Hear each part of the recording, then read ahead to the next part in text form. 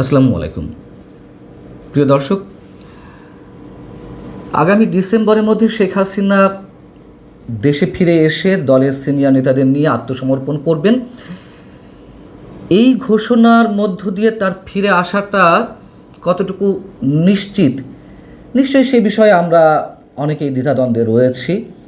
একমাত্র শেখ হাসিনাই ভালো করে জানেন যে তিনি ফিরবেন কিনা সত্যি সত্যি।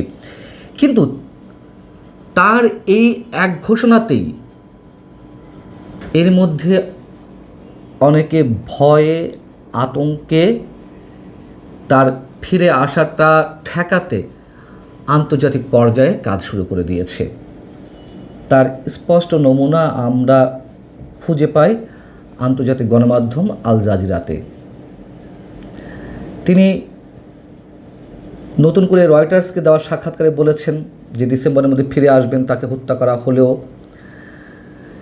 সেটিকে কেন্দ্র করে আন্তর্জাতিক বিভিন্ন গণমাধ্যম আবার রয়টার্সের রেফারেন্স দিয়ে তারা নিজেদের মতো করে রিপোর্ট করেছে। আল জাজিরাও রিপোর্ট করেছে। আল জাজিরা রিপোর্টে কী বলা হচ্ছে একটু খেয়াল করে দেখুন। এখানে বলা হচ্ছে যে শেখ হাসিনার ফিরে আসাটা বাংলাদেশের রাজনীতিকে স্থিতিশীল করার প্রচেষ্টায় বড় ধরনের ধাক্কা দিতে পারে। উল্লেখ্য, 2024 সালে তার ক্রমবর্ধমান স্বৈরাচারী শাসনের বিরুদ্ধে এক গণঅভ্যুত্থান হয়েছিল। ছাত্র নেতৃত্বাধীন সেই আন্দোলন দমনে চালানো প্রাণঘাতী দমনপীড়ন ব্যর্থ হওয়ার পর তিনি দেশ থেকে পালিয়ে যান। শেখ হাসিনা এর আগে ভারতের প্রভাবশালী গণমাধ্যম এনডিটিভিকে সাক্ষাৎকার দিয়েছিলেন। সেখানে তিনি বলেছিলেন ডিসেম্বরের মধ্যে যে কোনো সময় তিনি ফিরে আসবেন। আর রয়টার্সকে তিনি স্পষ্ট করে বলেছেন ডিসেম্বরের মধ্যেই ফিরবেন এবং তার দলের সিনিয়র নেতাদের নিয়ে আত্মসমর্পণ করবেন। এনডিটিভির ওই সাক্ষাৎকারের রিপোর্টটিও আন্তর্জাতিক বিভিন্ন গণমাধ্যম, গালফ নিউজ, রয়টার্স, জাপানের নিক্কেই এশিয়া, পাকিস্তানের ডন, আরও অনেক গণমাধ্যমও তারা রিপোর্ট করেছিল, এবারও করেছে। কিন্তু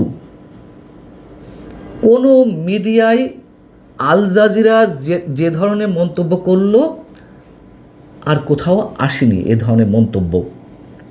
মানে রাজনীতিকে স্থিতিশীল করার যে প্রচেষ্টা বাংলাদেশে শুরু হয়েছে সেটিতে ধাক্কা লাগবে। তার মানে আল জাজিরা কি বলতে চাইছে? শেখ হাসিনার বিচার করার প্রয়োজন নেই, শেখ হাসিনার দেশে আসার প্রয়োজন নেই। আমরা তো সবাই চাই যে শেখ হাসিনা যদি অপরাধী হয়ে থাকেন তার বিচারটি হোক, তিনি মামলা সরাসরি ফেস করুন। সরকারি পর্যায় থেকেও সেটি বলা হচ্ছে, এবং সেই বলার মধ্যে ডেপথ কতটুকু, গভীরতা কতটুকু, সেটি নিয়েও তো প্রশ্ন উঠেছে। এখন আল জাজিরার এই বক্তব্য নিয়ে কেন খণ্ডন করার চেষ্টা করছে বিষয়টা, যে আন্তর্জাতিকভাবে তার ফিরে আসা ঠেকানোর জন্য একটা প্রচেষ্টা এর মধ্যে শুরু হয়েছে। একটু খেয়াল করুন, সেটা হচ্ছে যে আল জাজিরা যদি শেখ হাসিনার ঘোষণা সম্পর্কে কোনো বিশ্লেষকের মন্তব্য নিয়ে সেটিকে কোট করত তাদের নিউজের মধ্যে, সেটি গ্রহণযোগ্য ছিল। যে নিউজের মধ্যে তো অনেকেরই ছোট করে মন্তব্য নেওয়া হয়, সেটি তো নয়। অথবা আল জাজিরার এই বিষয়টি সেটিতে প্রকাশিত কোনো মন্তব্য প্রতিবেদন হতো বা কলাম হতো, আর্টিকেল হতো, ধরে নিতে পারতাম যে এটি কারোর ব্যক্তিগত প্রতিক্রিয়া, ব্যক্তিগত বিশ্লেষণ। কিন্তু তা তো নয়। আপনারা এই নিউজটি রয়টার্সের বরাত দিয়ে Al Jazeera condemned ex prime minister Hasina plans December return to Bangladesh শিরোনামে যে লেখাটি প্রকাশ করেছে, খেয়াল করে দেখুন। এটি নিউজ, সরাসরি নিউজ। সরাসরি কোনো প্রতিষ্ঠানের নিউজের মধ্যে এ ধরনের বক্তব্য যদি আসে অবশ্যই সেটি আমাদের ধরে নিতে হবে এটি তাদের প্রাতিষ্ঠানিক বক্তব্য। অর্থাৎ এক্ষেত্রে আল জাজিরা তাদের যে চিন্তাধারা, তাদের যেই বক্তব্য সেটি প্রকাশ করেছে। তাহলে কেন করলো? একটা উদাহরণ দিই। আপনাদের নিশ্চয় মনে আছে কাতার ভিত্তিক আন্তর্জাতিক এই গণমাধ্যমটি আল জাজিরা, তারা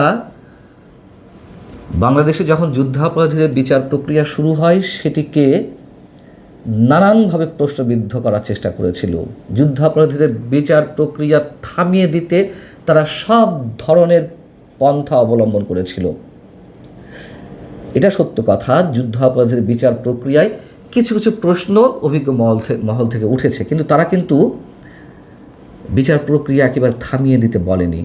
আল জাজিরাতে বাংলাদেশে মানবতা বিরোধী অপরাধের দায়ে অভিযুক্তদের বা যাদের ফাঁসি হয়েছে তাদের সবাইকে ইসলামিক স্কলার হিসেবে উল্লেখ করতো। ওই সময় বাংলাদেশে যুদ্ধাপরাধীর বিচারের যে সময়টি চলছিল সেই সময়ে অভিযুক্তদের ইসলামিক স্কলার হিসেবে তুলে ধরত।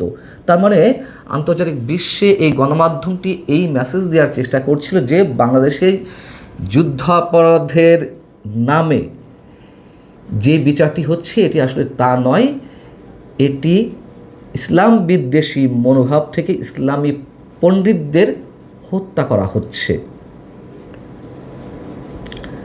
পাকিস্তানও ইসলামের দোহাই দিয়ে গণহত্যা চালিয়েছিল।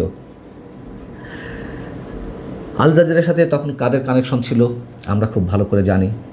তবে আল জাজিরা আবার শেখ হাসিনা ফিরে আসার ঘোষণা নিয়ে যে রিপোর্টটি করেছে রয়টার্সের বরাতে, সেখানে আবার বলছে শেখ হাসিনার ফিরে আসাটা ভারতের সাথে সম্পর্ক উন্নয়নে সহায়তা করতে পারে, যা তাকে আশ্রয় দেওয়ার সিদ্ধান্তের কারণে কিছুটা টানাপোড়েনের মুখে পড়েছিল বাংলাদেশের সাথে। একথাও স্বীকার করছে যে একাধিক মেয়াদে শেখ হাসিনার 20 বছরের শাসনকাল, একাধিক মেয়াদের আসলে তো 15.5 বছর ছিল, যাও বলা হচ্ছে যে একাধিক মেয়াদে শেখ হাসিনার 20 বছরের শাসনকাল বাংলাদেশের অর্থনীতিতে আমূল পরিবর্তন এনেছে। এর ফলে লাখ লাখ মানুষ দারিদ্র সীমা থেকে বেরিয়ে এসেছে এবং দেশটি তৈরি পোশাক রপ্তানিতে বিশ্ব দরবারে এক শক্তিশালী অবস্থানে উন্নীত হয়েছে। অবকাঠামো ও উন্নয়নের ক্ষেত্রে তার যুগান্তকারী অর্জনগুলো একনায়কতন্ত্রের দিকে দ্রুত ধাবিত হওয়া, রাজনৈতিক ভিন্নমতকে পরিকল্পিতভাবে দমন এবং কারচুপির নির্বাচনের মতো বিষয়গুলোর আড়ালে ঢাকা পড়ে গেছে।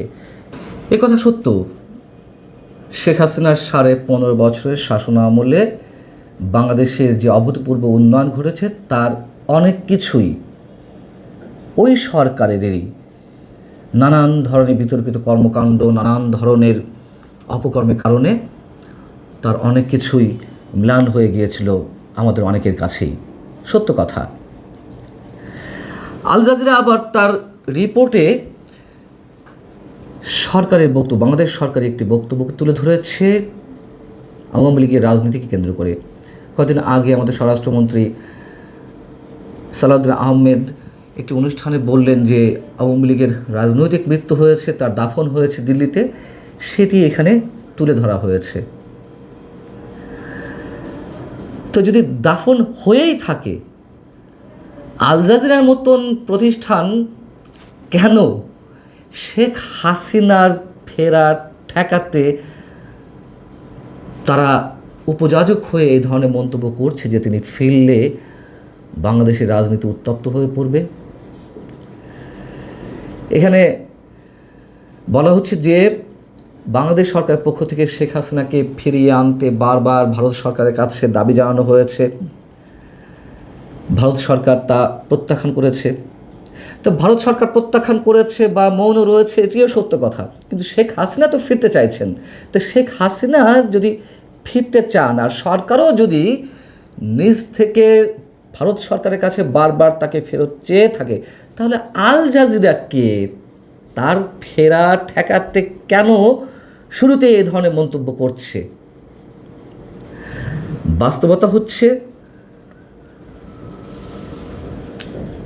যুদ্ধাপরাধের বিচারের যে এক্সাম্পলটি আপনাদের সামনে তুলে ধরলাম আল জাজিরার ক্ষেত্রে, সেটিকে কেন্দ্র করে আমরা জানি যে আন্তর্জাতিক এই গণমাধ্যমটির সাথে বাংলাদেশে জামাতে ইসলামীর একটি ঘনিষ্ঠ যোগাযোগ রয়েছে বা তারা লবিস্ট হিসেবে আল জাজিরাকে ব্যবহার করেছে।